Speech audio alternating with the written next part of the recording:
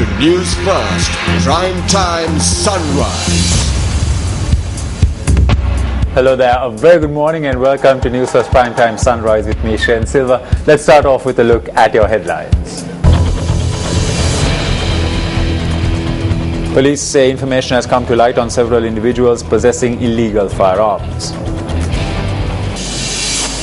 Program to track down buses that do not possess route permits. And Pentagon says U.S. military mission to free a number of American hostages was not successful.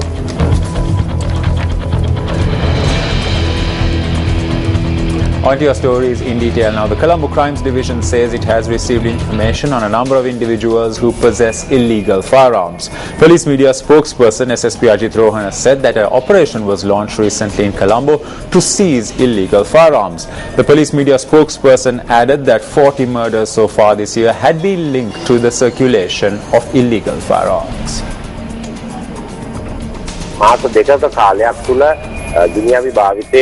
7 persons were shot by illegal firearms in the past 2 months in Colombo and surrounding areas. This was mainly due to disputes that erupted owing to drug rackets and other personal disputes.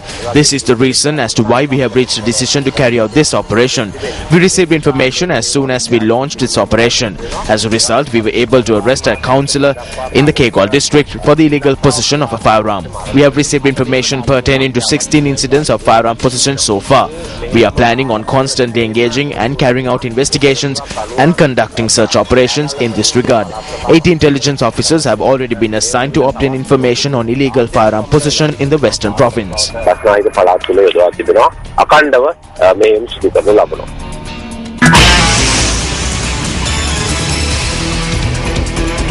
The Colombo Municipal Council says it has filed legal action against 824 individuals who had areas conducive for the breeding of dengue mosquitoes within the Colombo city limits during the past 2 months. We now have the Chief Health Services Officer of the Colombo Municipal Council, Dr. Ruan Vijayamuni, to elaborate further. Good morning to you, Shane.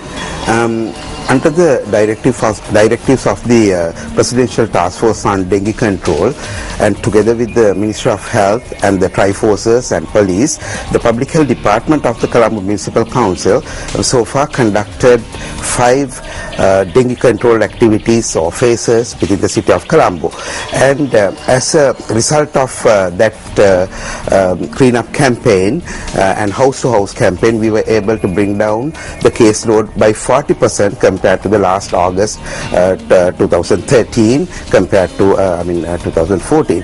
So though the caseload had come down, the danger is still prevailing because with the scattered rains that the Colombo city is experiencing, with the potential breeding places that are within the premises, the population density of the mosquitoes can go up, and it might result in increase in the number of cases that are admitting to the hospital with dengue. So taking that into account, we have really selected some high-risk areas. For example, today we are having another big campaign in Grand Pass, Kochikade, New Bazaar, Masangasvidya and Kuppiyavatta, and also tomorrow Maradana, Hunupitiya, Maligavatta and Vellavatta areas where we have experienced a few cases coming up during the past 2 weeks. So we are going to go from house to house, and in contrast, contrary to the last program,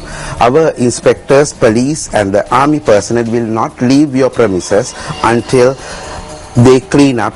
If there are any temporary breeding places, they will not leave until the household will remove that. And there will be tractors standby, so you can definitely remove all that muck into the tractor. So by doing that, we are aiming at reducing the Aedes mosquito population within the city of Colombo, and thereby to reduce the number of cases that are reported, and also thereby to minimize the deaths that are due to dengue menace. Thank you. Thank you, Dr. Vijayamuni, for joining us this morning.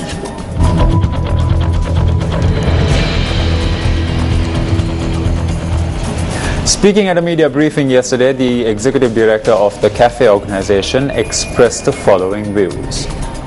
මේ නීති විරෝධී ප්‍රචාරක ද්‍රව්‍ය ඉවත් කිරීමේදී සැමට එක හා සමානව The police are being accused of not treating everyone equally. The clearing of unauthorized election propaganda material on an equal level.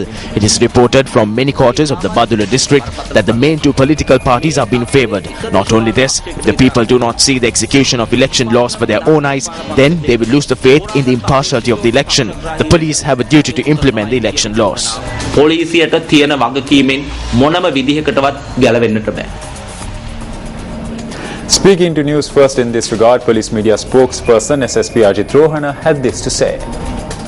The senior DIG of Uva province, and apart from that, all the senior officers have been instructed by IG police in order to implement and enforce the election law properly. And we have further instructed senior police officers to take appropriate action in order to prevent such incidents.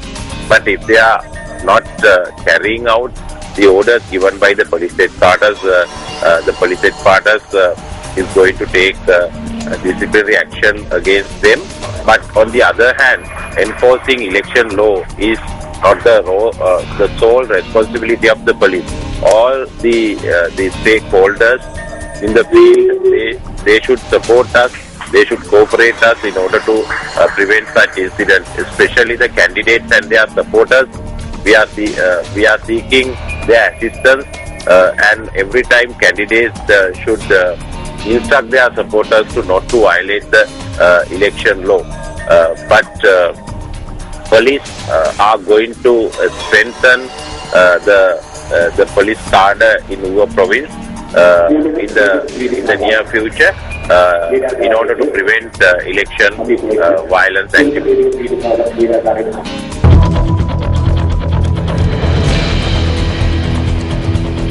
The Cosmetic Devices and Drugs Regulatory Authority said that it has discovered cosmetic equipment and beauty products that are not suitable for use.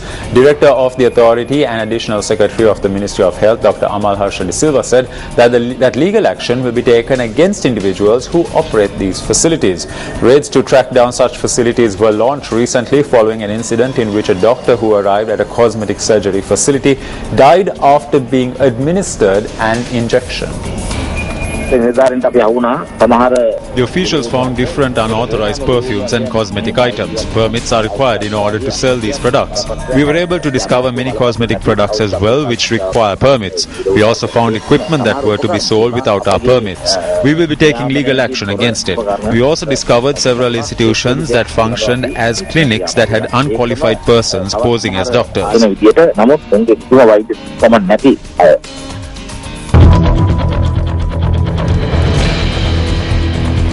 The National Transport Commission is to take legal measures within the next 3 weeks against those bus drivers that do not possess route permits. Chairman of the Commission, Renuka Pereira, noted that special teams have been deployed around the island to carry out this purpose.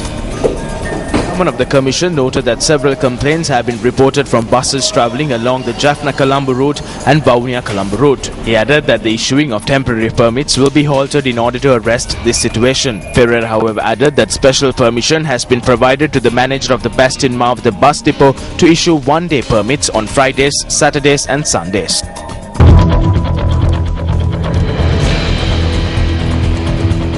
A fire erupted in the Rande near Nithamalu mountain in the divisional secretariat of Velavaya yesterday. Speaking to News First, the Assistant Director of the Disaster Management Centre, Ravindra Kumara, noted that the fire continued for around 30 minutes before it was completely extinguished.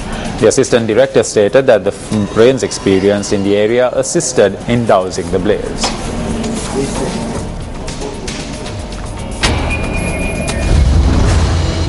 And that's a wrap of this edition of Newsfirst Prime Time Sunrise. It was a pleasure having you with us and hope you have a great day ahead. Hotline 0114 896 896. www.newsfirst.lk. Feedback at newsfirst.lk.